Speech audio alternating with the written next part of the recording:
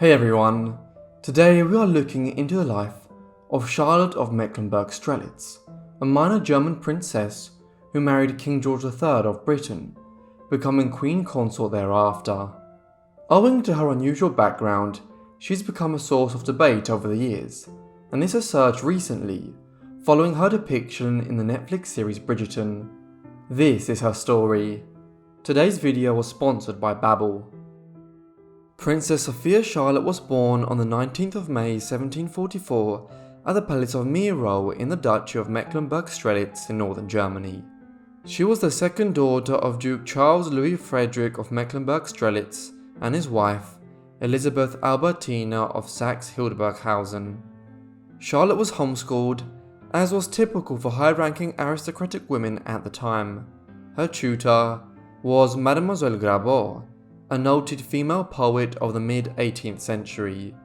From her, Charlotte developed an appreciation for reading the most substantial works being produced during the Enlightenment, as well as being widely read in theology.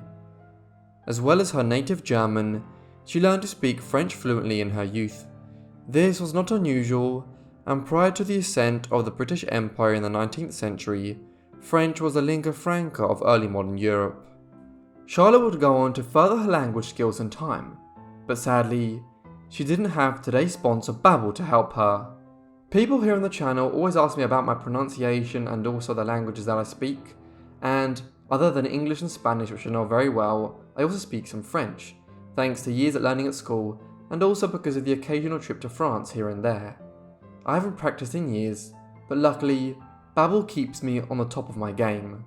Babbel teaches real-world practical conversations with interactive short lessons, and there are multiple ways to learn, including podcasts, games, and videos, keeping you entertained and concentrated. I've learned phrases such as "Tu seras dispo dimanche," meaning "Will you be available on Sunday?" and "J'aime beaucoup la série que tu m'as conseillée," meaning "I really love the series you recommended to me."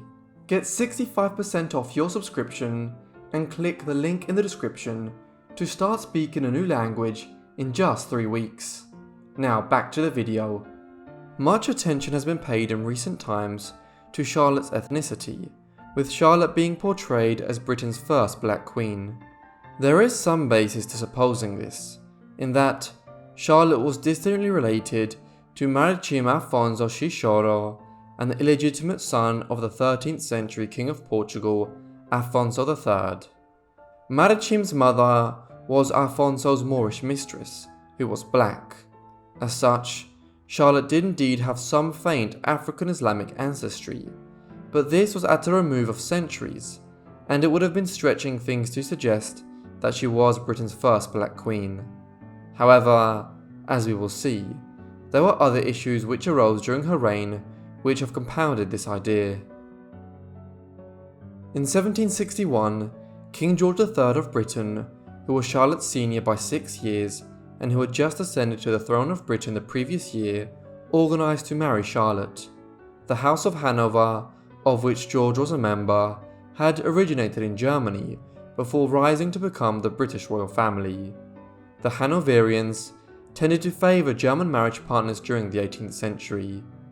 17-year-old Charlotte arrived to London on the 8th of September and was married to the king hours later at St. James's Palace. She did not speak English, and her new home was alien to her. Fortunately, the marriage quickly proved a happy one. Charlotte and George developed an abiding love for one another, one based on their large family and their shared interests. Both were keenly interested in the arts, theatre, and music, as well as the new scientific breakthroughs which everywhere were transforming European life around them. Thus, as the 1760s went on, and as Charlotte became conversant and then fluent in English, she grew into the role of queen consort, acting as George's rock through many tribulations. As Queen of England, Charlotte's portrait was painted many times over the years, both singly and as part of group portraits, including the king and other members of the royal family. The idea that Charlotte's very thin African ancestry was plain to see in her appearance has been compounded by these portraits, many of which depict her skin as being quite sallow, and her facial features as being reflective of her Moorish heritage.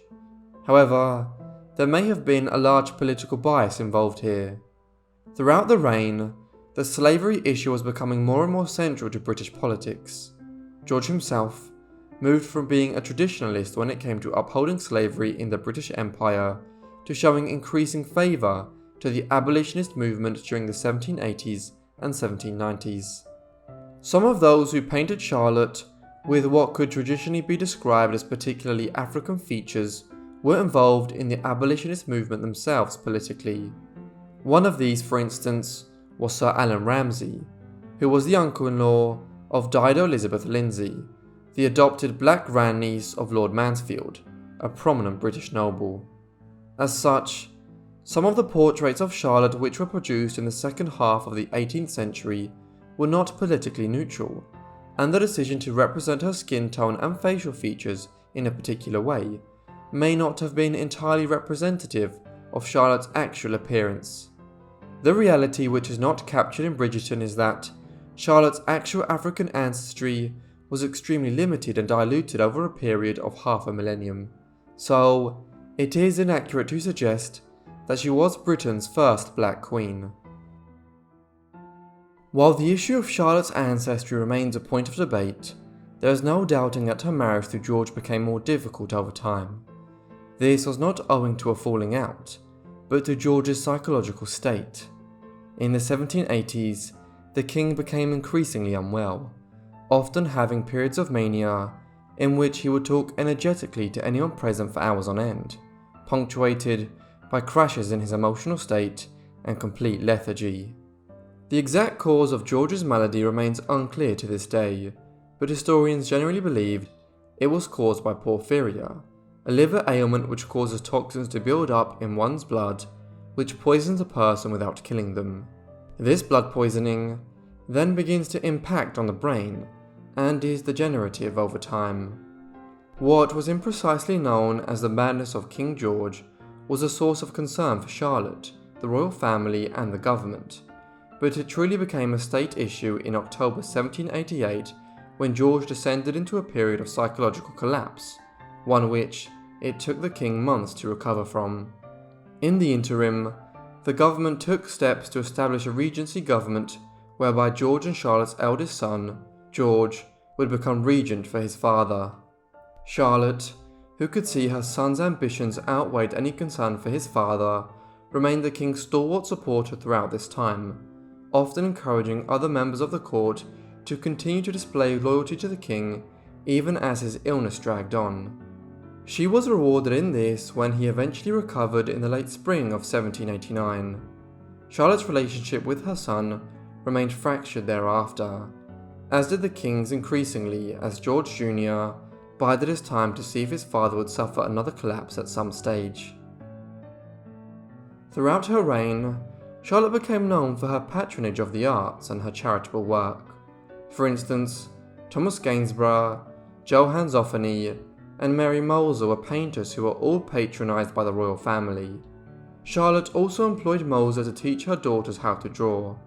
Moser was not alone as a woman who was patronised in her artistic endeavours by the Queen, and several female English writers got their start by garnering the financial support of the Queen at a time when women writers still had huge obstacles in front of them to be successful. The Queen was also accomplished from a musical perspective, and played the harpsichord herself with some skill. Johann Christian Bach, a son of the more renowned Johann Sebastian, was her music master in London from 1764 to his death in 1782, and gave Charlotte singing lessons during his extensive time in England. This led to him becoming known as the London Bach. On the continent, Wolfgang Amadeus Mozart, the greatest composer of the age, acknowledged her appreciation of classical music by dedicating 6 different sonatas to Charlotte. In terms of charity, one of Charlotte's main focuses was on the Magdalen Hospital in London, a sanctuary for former prostitutes which had been founded in 1758 and which she became the patron of in the mid-1760s. She provided thousands of pounds towards the erection of new buildings here in 1769. A more traditional charity which she worked with was St. Catherine's Hospital, which provided alms to widows and other women. Unlike many other former queens of England, Charlotte did not suffer from any natal issues, and she had 15 children with George in all. In fact, somewhat strangely for the time, she appears to have had no miscarriages or stillborn infants, at a time when both miscarriages and infant mortality were still very high.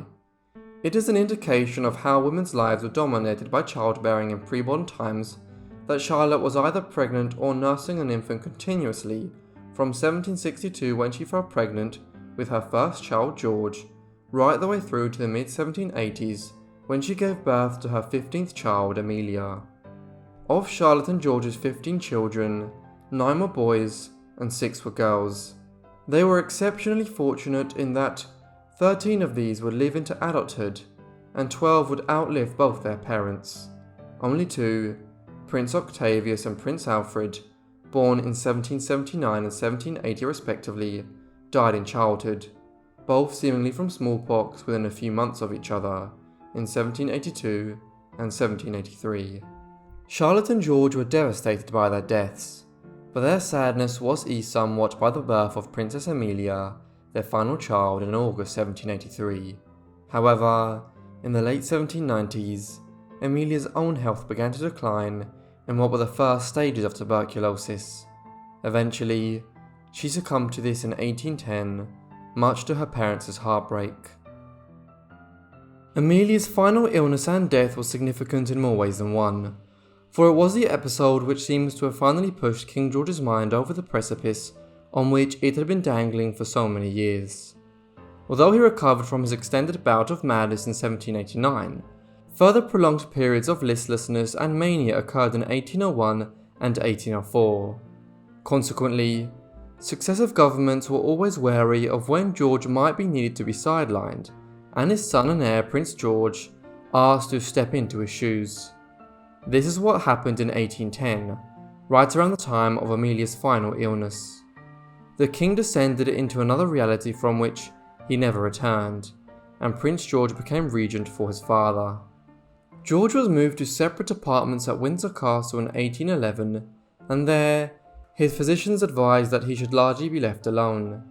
As such, he spent his last remaining 9 years largely isolated and conversing with people who were long dead, including 2 deceased sons. Though he lived until 1820, by that time he was blind and completely incapacitated. Charlotte should not be criticised for leaving him like this. Nobody understood what his condition was at the time, and it was the agreed medical advice that George's condition would only worsen if there was extensive stimuli around him. Charlotte herself died before her husband, though to all intents she lived as a widow for the last years of her life. In the first months and years she tried to maintain as much continuity as possible in the government, in the hopes that George might recover, as he had in 1789. However, as the years passed by and it became clear that he would not recover, she concentrated increasingly on facilitating her eldest son to rule as regent for his father. Curiously, despite the survival of 12 of her and George III's children into adulthood, Charlotte had only 1 grandchild born during her lifetime. This was a daughter of Prince George's, whom he had named after her grandmother. But Princess Charlotte's own life was blighted by her father and mother having split acrimoniously, though without divorcing, during her youth. She died in childbirth in 1817, a further blow to her grandmother. Consequently, when Queen Charlotte died on the 17th of November 1818, aged 74, she did so with lingering doubts over the continuation of her and George's royal line. She was buried in St. George's Chapel at Windsor Castle on the 2nd of December 1818, where she was joined by her husband just over a year later. She is the longest serving female consort in British history, having served for a total of 57 years and 70 days. Thank you everyone for watching this video on Queen Charlotte. I hope you found it interesting. Let me know what you thought of her life down below in the comments, and if you have any suggestions, also be sure to leave them in the comments. I hope you guys are subscribed and have notifications turned on to get all my videos as soon as I upload them. Anyway, that's all from me, so I'll see all of you in the next Forgotten Life. Thanks.